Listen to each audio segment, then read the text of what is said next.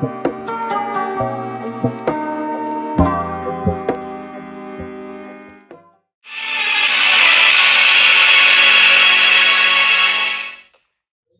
selamat pagi kepada para penonton. Selamat datang di Mata Kita, yaitu sebuah program acara diskusi singkat dengan tema peran pemerintah dan masyarakat dalam menghadapi COVID-19 dengan mengimplementasikan nilai-nilai Pancasila. Sebelumnya saya perkenalkan terlebih dahulu, saya Ilham Ahmad Kamil selaku moderator. Kemudian selanjutnya ada beberapa narasumber kita. Yang pertama yaitu ada Saudara Rian. Selamat datang di Mata Kita. Kemudian ada Saudara Alfian. Selamat datang di Mata Kita. Kemudian ada Saudara Kiki. Selamat datang di Mata Kita. Kemudian ada Saudari Anis. Dan yang terakhir ada Saudari Cindy. Dan itulah beberapa narasumber kita yang akan melakukan diskusi singkat. Maka dari itu sebelum kita mulai diskusi singkat, kita lihat terlebih dahulu beberapa cuplikan video setelah ini.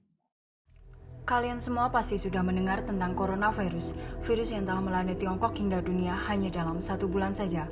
Wuhan coronavirus yang dinamakan WHO sebagai 2019 novel coronavirus adalah jenis virus corona yang baru saja ditemukan dan dapat menginfeksi manusia karena kecepatannya dalam berkembang biak, walaupun pada umumnya hanya menginfeksi binatang. Terdapat 7 jenis virus corona yang dapat menginfeksi manusia. 2 virus diantaranya adalah virus yang baru saja kita kenal beberapa tahun lalu, yaitu SARS coronavirus dan MERS coronavirus, termasuk novel coronavirus yang baru saja ditemukan. Mereka semua adalah sekeluarga virus yang biasanya menyerang sistem pernapasan. Keberadaan virus yang baru dan misterius ini menuai banyak pertanyaan, dan dengan video ini kami akan mencoba untuk menjawab sebisa mungkin untuk meredakan rasa penasaran dan kecemasan kalian. Jadi, apa sebenarnya yang dimaksud dengan 2019 novel coronavirus? 2019 novel coronavirus adalah virus yang tidak pernah diidentifikasi sebelumnya. Oleh karena itu, informasi mengenai virus ini masih sangat terbatas. Virus ini pertama kali diidentifikasi di kota Wuhan, Tiongkok pada Desember 2019. Dicurigai dimulai dari sejenis kelelawar Chinese Rufous Horse's Bat yang dijual di sebuah pasar seafood dan binatang hidup yang besar. Selain dapat berpindah dari binatang ke manusia, dapat juga ditularkan dari manusia ke manusia. Kasus virus corona sudah ditemukan di hampir semua provinsi di Cina dan di banyak negara lain. Di Indonesia sendiri, sudah ada beberapa kasus yang dicurigai terinfeksi virus corona. Namun, beberapa menunjukkan hasil lab negatif dan yang lainnya masih dalam pemeriksaan. Tetapi hal ini tidak menutup kemungkinan bahwa sudah ada infeksi virus corona yang belum terdeteksi di Indonesia. Kenapa? Karena gejala biasanya muncul 2 hari sampai dengan 2 minggu dari paparan, dan orang yang terpapar dapat menyebarkan virus ini walaupun belum timbul gejala. Memangnya apa sih gejala dari infeksi virus corona? Virus corona dapat menginfeksi saluran pernapasan atas, maka gejala yang akan timbul seperti batuk pilek biasa dan disertai dengan demam ringan yang akan sembuh beberapa hari. Tetapi pada orang dengan sistem imun yang lemah, virus corona dapat menginfeksi saluran pernapasan bawah dan menyebabkan gejala yang lebih buruk seperti demam tinggi dan sesak nafas.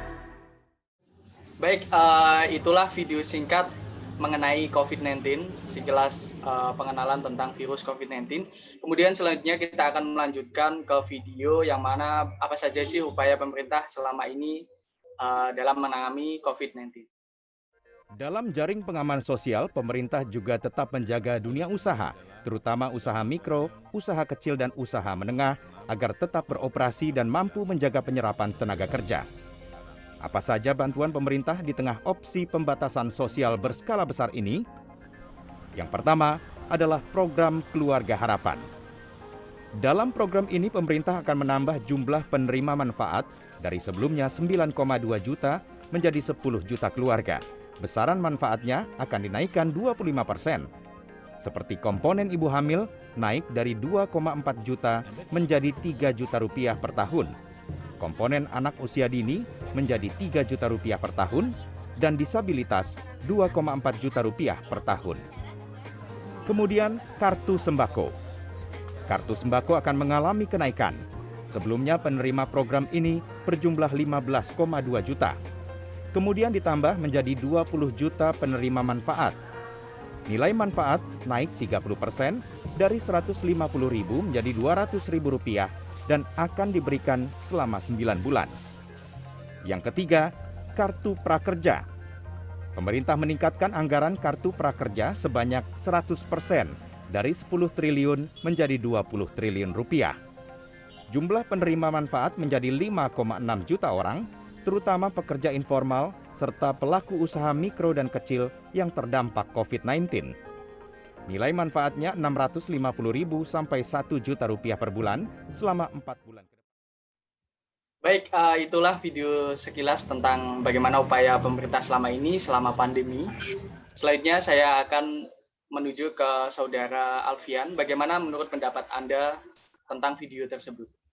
Baik, dari video tersebut ada satu hal positif yang dapat kita ambil dari pemerintah ini. Karena saat ini pemerintah tuh memberikan PKH, kartu prakerja, antisipasi bantuan sosial, dan lain sebagainya. Di mana hal ini sangat membantu masyarakat untuk menghadapi pandemi COVID-19 ini. Ya, saya sependapat dengan Saudara Alfian ya. Mengingat adanya pandemi COVID-19 ini, di mana perekonomian masyarakat di Indonesia bisa dibilang sangat memprihatinkan ya. Karena faktor banyak lapangan pekerjaan yang ditutup, kemudian banyak orang yang di PHK. Oleh karena itu, program bantuan pemerintah ini bisa dibilang berdampak positif bagi masyarakat. Baik, terima kasih. Kemudian selanjutnya mungkin pertanyaan dari saya, apakah ada dampak negatif dari bantuan pemerintah tersebut? Dipersilahkan Saudara Alfian. Mungkin bukan dari dampak negatifnya sih, jadi lebih ke kurang tepat sasaran pemerintah untuk memberikan sembako itu. Nah, harapannya sih dari pemerintah sendiri mungkin bisa dipertimbangkan lagi, seperti itu. Benar sekali ya, mungkin masalah ini yang masih perlu diperbaiki oleh pemerintah karena ini tuh bisa menurunkan citra dari pemerintahan itu sendiri. Ya, semoga kondisi perekonomian di Indonesia segera membaik dan pandemi COVID-19 ini segera berakhir. Baik, terima kasih atas tanggapan Anda. Selanjutnya kita akan melanjutkan ke video, yang mana video ini ada beberapa masalah tentang pembagian bantuan tersebut. Dipersilakan untuk ditayangkan videonya.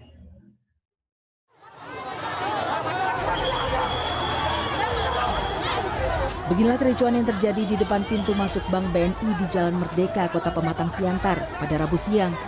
Antrean ribuan warga yang merupakan penerima bantuan sosial UMKM dari pemerintah berubah menjadi aksi saling dorong. Warga yang sudah berjam-jam antre namun tak kunjung mendapatkan pelayanan, akhirnya kehilangan kesabaran dan nekat memaksa masuk ke dalam bank penyalur bantuan. Hal ini juga diperparah dengan kurangnya informasi dan sosialisasi dari pihak bank, sehingga warga kian membludak. Oke, baik, itulah sekilas video cuplikan. Kemudian saya akan ke Saudari Anis terlebih dahulu. Bagaimana Saudari Anis tentang pendapat Anda melihat video tersebut? Menurut saya, kegiatan di video tersebut berani mengambil resiko kematian ya, karena di masa pandemi saat ini seharusnya kita itu menerapkan social distancing dengan cara menjaga jarak.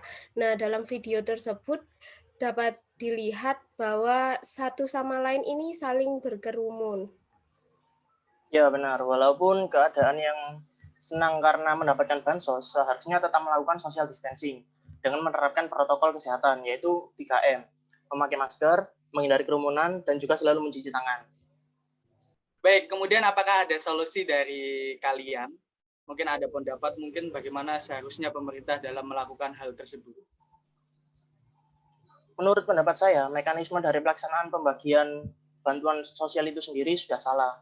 Seharusnya yang dilakukan panitia itu mencari SDM atau mencari bantuan dari para relawan untuk turut membantu dan membagikan bansos itu dari pintu ke pintu, sehingga akan lebih efektif dan tidak menimbulkan kerumunan. Saya kurang sependapat ya dengan Saudara Rian, karena menurut saya bila mana kegiatan tersebut mekanismenya sudah terlanjur terjadi, sebaiknya bukan salah dari warga yang datang ke tempat tersebut, hanya saja akan lebih kondusif apabila pada pembagian bansos tersebut itu dijadikan dalam beberapa sesi yang menjamin keselamatan antar warga yang datang untuk mengambil bansos tersebut. Seperti itu.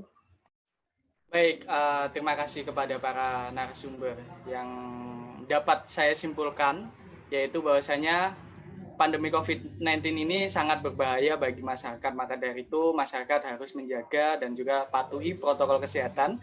Kemudian bantuan atau usaha pemerintah yang dilakukan sudah sangat maksimal sekali, sangat membantu para masyarakat yang terdampak, dan mungkin namun perlu diperbaiki pada saat pembagian bantuan tersebut karena masih banyak kerumunan yang terjadi pada saat pembagian bantuan tersebut. Baik, untuk menutup diskusi singkat pada pagi hari ini, sebelumnya saya meminta para narasumber untuk memberikan pendapat bagaimana cara kita mengimplementasikan nilai Pancasila pada masa pandemi ini dengan baik. Yang pertama dipersilahkan untuk Saudara Alfian untuk memberikan pendapatnya. Sila pertama.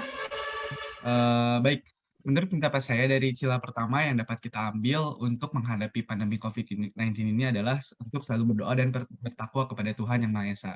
Karena dengan rahmat-Nya kita akan diberi kesabaran dan kekuatan untuk menghadapi pandemi yang memang cukup berat. Baik, terima kasih kepada Saudara Alfian. Selanjutnya ke sila yang kedua, yaitu dipersilakan Saudari Anis untuk Baik, dari sila kedua memiliki makna bahwa setiap orang wajib memperlakukan satu sama lain dengan memperhatikan etika dan memperlakukan sesuai harkat dan martabatnya, dengan saling menguatkan satu sama lain, terutama pada masa pandemi saat ini. Baik, terima kasih kepada Saudari Anis. Kemudian selanjutnya untuk sila ketiga dipersilakan Saudari Cindy. Sila ketiga Pancasila mengajarkan kita untuk berempati terhadap sesama yang melahirkan persatuan dan gotong royong untuk menyelesaikan masalah. Kebersamaan dan kolaborasi ini akan mempercepat penanganan pandemik yang sebenarnya. Baik, terima kasih kepada Saudari Cindy. Selanjutnya untuk sila yang keempat dipersilakan Saudari Kiki. Oke, terima kasih untuk kesempatannya. Kalau menurut pendapat saya, dari sila keempat Pancasila ini, untuk menghadapi pandemi COVID-19 ini, kita dapat mengambil nilai bahwa adanya sifat tanggung jawab dan kebijaksanaan terhadap Tuhan Yang Maha Esa maupun sesama manusia. Dan nilai demokrasi ini juga kental terkandung dalam sila keempat ini. Yang berarti bahwa dalam upaya penanganan COVID-19 ini tidak hanya pemerintah saja yang berperan, tetapi masyarakatnya juga harus ikut berperan. Baik, terima kasih kepada Saudari Kiki. Kemudian yang terakhir sila yang kelima kepada Saudara Rian, dipersilakan. Pada pandemi COVID ini, sila kelima yang berarti memiliki makna keadilan ditujukan dalam penanganan persoalan di masyarakat tanpa membeda-bedakan, baik itu orang yang sukses maupun orang yang kurang sukses. Dalam hal ini dibutuhkan kerjasama yang baik antar masyarakat, dan masyarakat bekerjasama pula dengan pemerintah agar dalam penyaluran bantuan atau dalam bergotong royong, kita itu sama-sama bersatu dan saling adil. Contohnya menyalurkan bantuan pemerintah ke masyarakat secara transparan, jujur, dermawan, dan solidaritas kepada orang lain. Baik, terima kasih kepada seluruh narasumber, dan itulah beberapa masukan dari narasumber teman-teman bagaimana cara kita mengimplementasikan nilai-nilai Pancasila dengan baik. Maka dari itu untuk diskusi singkat pada pagi hari ini telah dilaksanakan, dan kami dari kelompok 1 Pancasila mengucapkan terima kasih banyak kepada seluruh penonton, dan saya selaku moderator meminta maaf apabila ada salah kata, perbuatan maupun ucapan. Oleh karena itu, terima kasih dan wassalamualaikum warahmatullahi wabarakatuh.